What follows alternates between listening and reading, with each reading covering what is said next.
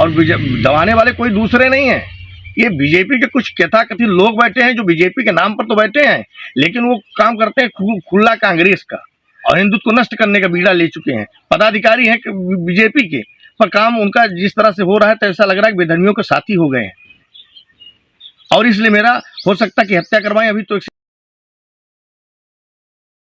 इस वक्त की बड़ी खबर मऊगंज जिले से आ रही है, जहां आरएसएस प्रमुख मोहन भागवत का हालिया दौरा रीवा में आयोजित हुआ, जिसमें आरएसएस प्रमुख का 3 दिवसीय प्रवास कार्यक्रम रहा। उनके रीवा से जाते ही स्वयंसेवक पर जानलेवा हमला का आरोप सत्ताधारी भाजपा पार्टी के नेताओं पर लगा है। घायल स्वयंसेवक हिंदू नेता संतोष तिवारी के साथ बड़ी वारदात होने की खबर आई है, जिसका पूरा खुलासा स्वयंसेवक संतोष तिवारी ने ही मीडिया के समक्ष किया है। साथ ही उक्त पूरे घटनाक्रम को लेकर सत्ताधारी दल भाजपा के लोगों पर ही गंभीर आरोप लगाए हैं।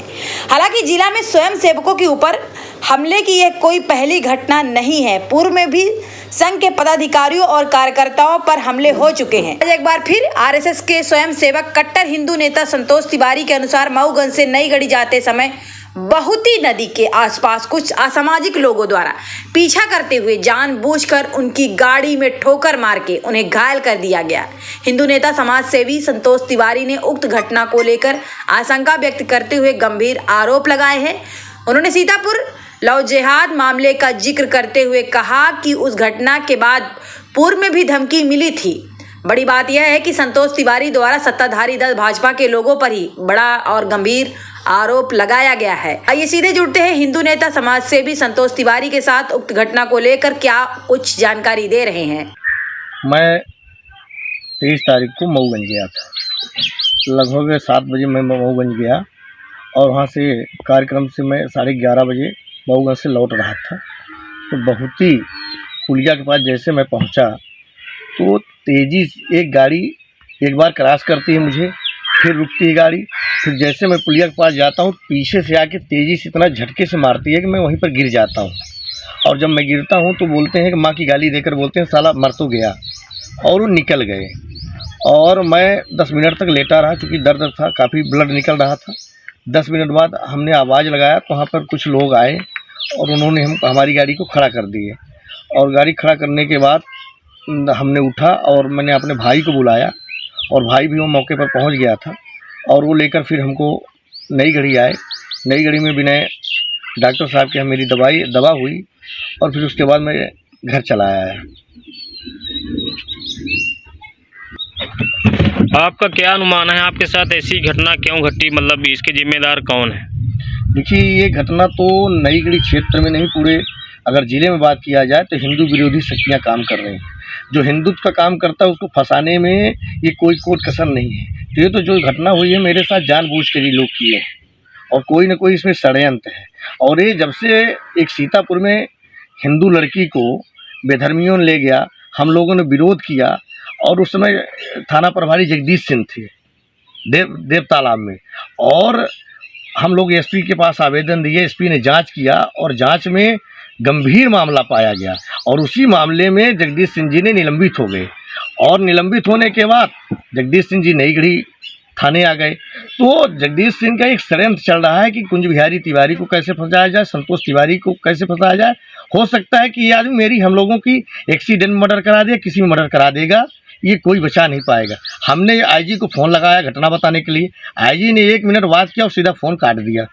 और इसमें आईजी और टीआई की भूमिका है।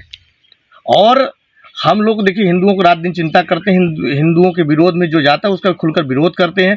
पथराहा में सीधे हम लोग गए।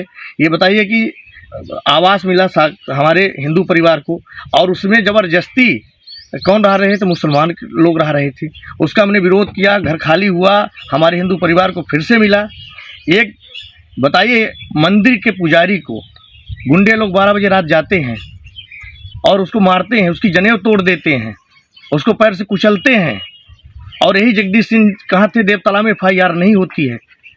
इसी आप देख रहे हैं क्षेत्र में एक ब्राह्मण की, जिसके भी कुछ समय पहले मृत्यु हो चुकी है, वो 6 महीना नहीं झेल सका, उसकी मुसलमानों ने पिलास से उसकी शिखा को खींच लिया और कोई कार्रवाई नहीं हुई।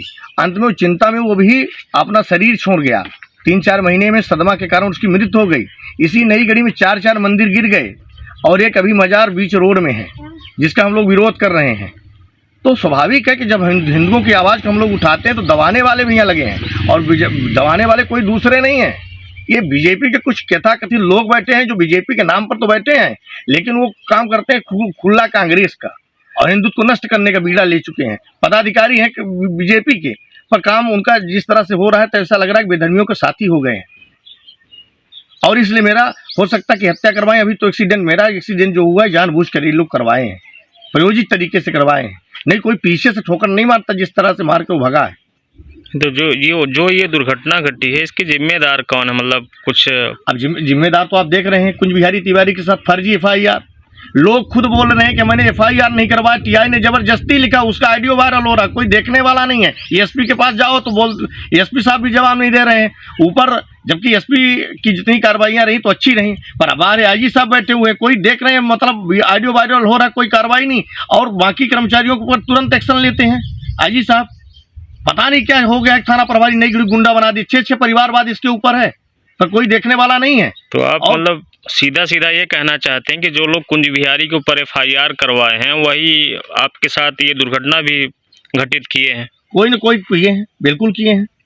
और कहीं न कहीं इसमें तो हम वो करते हैं कि दुर्घटना में भी थाना प्रभारी का हाथ हो सकता है, क्योंकि जिस तरह से वो FIR पहले से भी मुझे सूचना मिल रही थी, कुंज बिहारी का नंबर तो लग गया FIR में, और आपके ऊपर भी होने वाला है। FIR न होकर ऐसा हमारे साथ घटना कर दी, एक्सीडेंट कर दिए।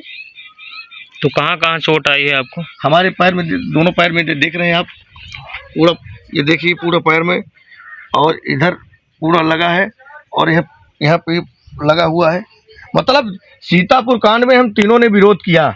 मिथिलेश त्रिपाठी ने, बताइए, पत्रकार हैं, उन्होंने केवल सिर्फ दिखा दिया कि ऐसी घटना हुई है सीतापुर में, हिंदू परिवार के साथ अन्याय हुआ। इतने का परिणाम उनको मिला कि यही जगदीश सिंह घसीट कर उनको लेकर गए, और पूरे सब लोग देख रहे हैं, उसमें अमुक बन गए। SP साहब कुछ नहीं बोल रहे हैं। हम तो कहते हैं कि निष्पक्ष जांच होनी चाहिए। बताइए, 3 कर्मचारी हम बोल रहे हैं कि यहाँ कुछ रखा ही नहीं था। मतलब तीनों फंसाने के लिए हम लोगों को बिल्कुल शपथ ले लिए हैं ये लोग।